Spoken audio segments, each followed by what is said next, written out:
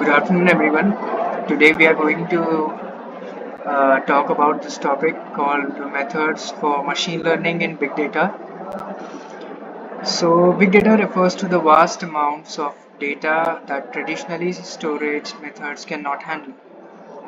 Machine learning is the ability of computer systems to learn to make predictions from observations and data. Machine learning can use information provided by the study of big data to generate valuable business insights.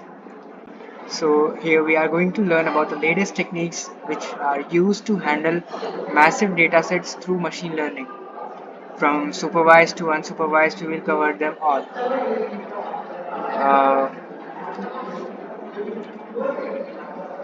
Machine learning and artificial intelligence go hand in hand along with big data to provide many exemplary and amazing results. So let's jump in for the same. So, when we wrestle through the methods of machine learning, the first one we see up here is supervised learning. Now, with supervised learning, it's a type of machine learning where machines are trained using labeled training data, and on the base of that data, what we do is we use training data and we predict the output. The label data means some input data is already tagged with the correct output. In supervised learning, training data is provided to machine work as the supervisor. So basically, what we do is we teach the machines how to think. We give them a labeled training data set, and according to that training data set, they learn to take decisions based upon the problems presented to them. The aim of supervised learning is to find a mapping function to map input variable with the output variable. So it works in a very simple way. We take label data, we use model training, then we use predictions, then we test data, and then we get results. Uh, it's not that difficult of a term. So there are two types of machine learning in supervised machine learning algorithm. First is regression. Now regression algorithms are used if there is a relationship between input variable and output variable.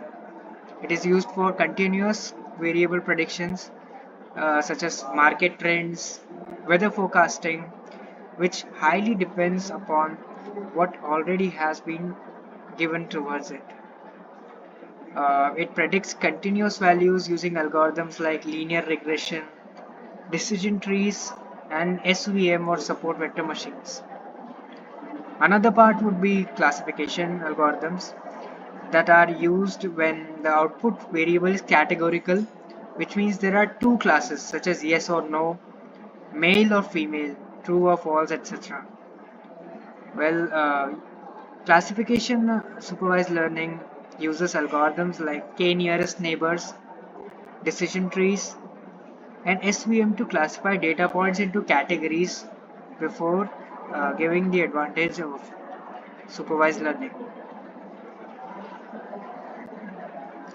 So, if we move further than this, we have unsupervised learning.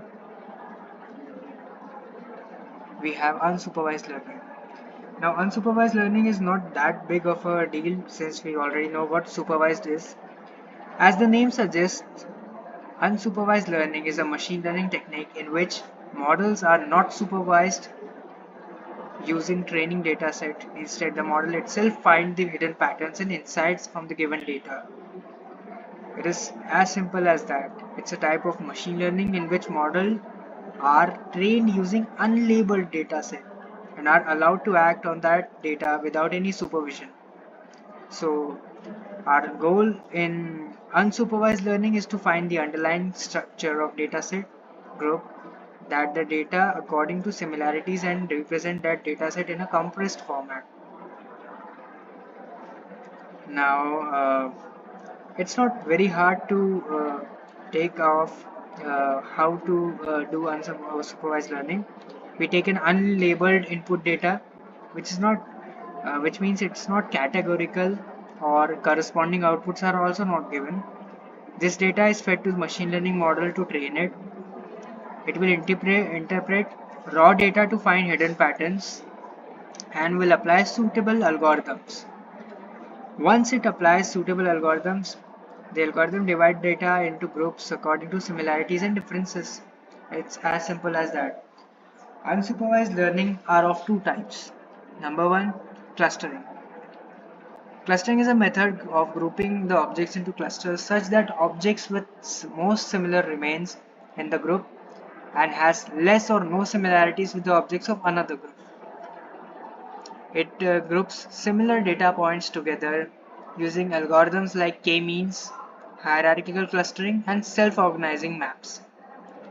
Cluster analysis finds commonalities between the data objects and categorizes them as per presence and absence of those commonalities. Then we have dimensional reduction as another part.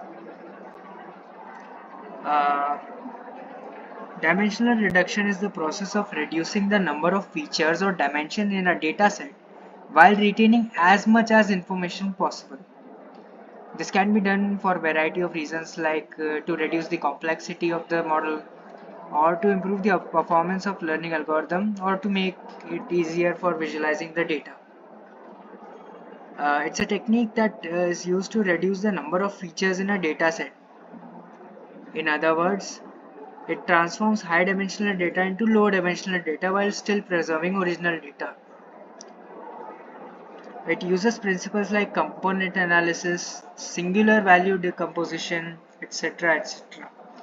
There's feature selection, feature extraction, and many more different variables that are used for this method. Now, we come to reinforcement learning. Reinforcement learning is a variably different method of learning.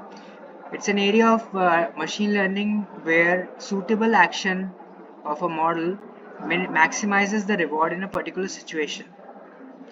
Reinforcement learning is the science of decision making.